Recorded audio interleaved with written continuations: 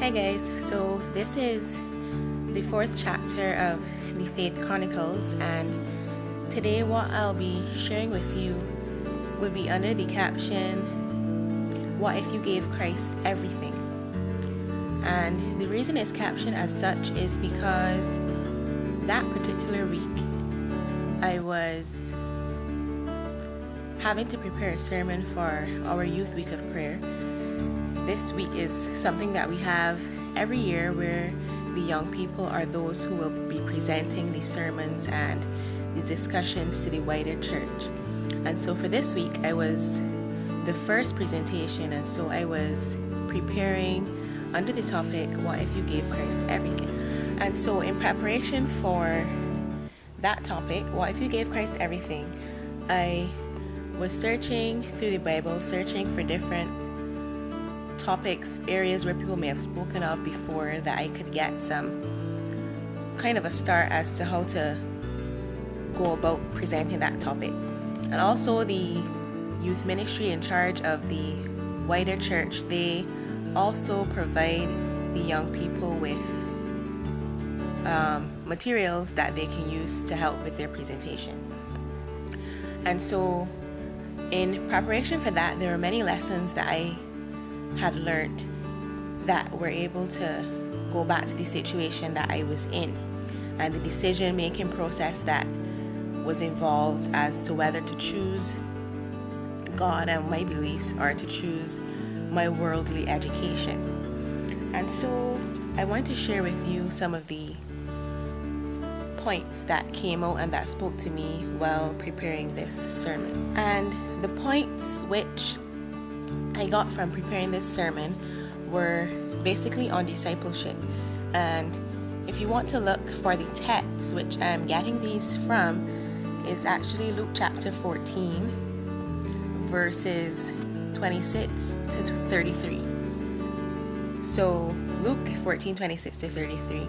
And the first point was in Luke 14, 26, where I found that God is to be our main priority, because that verse basically said that whoever does not hate his mother, his father, his children, his own life, etc., cannot be a disciple of God.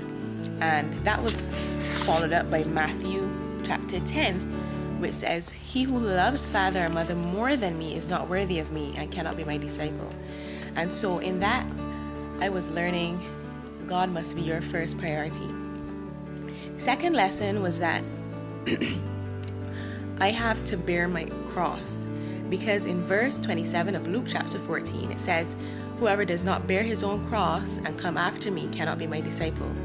And so cross for me was this situation, because a cross can represent any suffering or any bad situation you're going through, and Jesus is telling me that I have to bear my cross. And so that was lesson number 2. Lesson number 3 was found in verse 33 of Luke chapter 14. And it basically said, "He who does not renounce all that he has cannot be God's disciple." And basically, to me, that was saying I must be willing to give up things for Jesus Christ. To be his disciple, things are going to have to be left behind. And in further preparation for this sermon, I came across Luke chapter 9. And the last few verses of that chapter, verses 57 to 62, was saying the exact same thing. Things are going to have to be left behind if you're going to follow Christ. Because there were 3 stories found in Luke chapter 9 at the end. And the first one, this man told Jesus, "I want to follow you." And Jesus told him, "Well, foxes have holes, birds have nests, but the Son of Man has nowhere to lay his head." And basically, God was telling him, count the cost. This is what it will mean to follow me. There will be times that you will have nowhere to lay your head. There will be times that there will be stress and strains and struggles. And this is what it means to be my disciple. The second person in those stories in Luke was a man that Jesus called to be his disciple.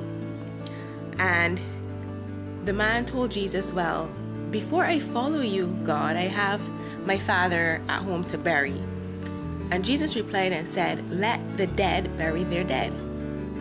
You should be more concerned, with me, with following Christ. Jesus has come to you and said, follow me. Let the dead bury their bed. They're dead. Sorry, that was funny. Anyway, but that was saying again to me that Jesus needs to be your number one priority. They may have family issues, they may have what's not, but Jesus is saying, do not tend to those things. Do not put those things before me, but come after me when I call you. And the third man was, before I move on to the third man, there was actually a paragraph in the presentation that I did that was to do with this second man who wanted to go back and bury his father. And this paragraph basically was talking about persons who like to put off Jesus. And it was really a paragraph that stuck out to me. And it said, I hear young people saying, I'll follow Jesus later on. I have other more important things to attend to right now. My career. You understand why this was speaking to me? My career, my education, my girlfriend, my boyfriend. I've got to provide for my family first. Wouldn't God want me to be responsible like that? And those were some questions I was having too. Like, doesn't God want me to have this education? And it continues.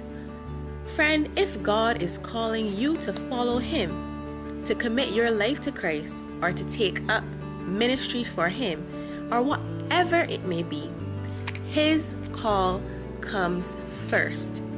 No excuse must be allowed to hinder you. And so right there, I was getting God speaking to me through preparing this sermon. And I know it was no coincidence that this situation popped up and then I was asked to present on becoming a disciple.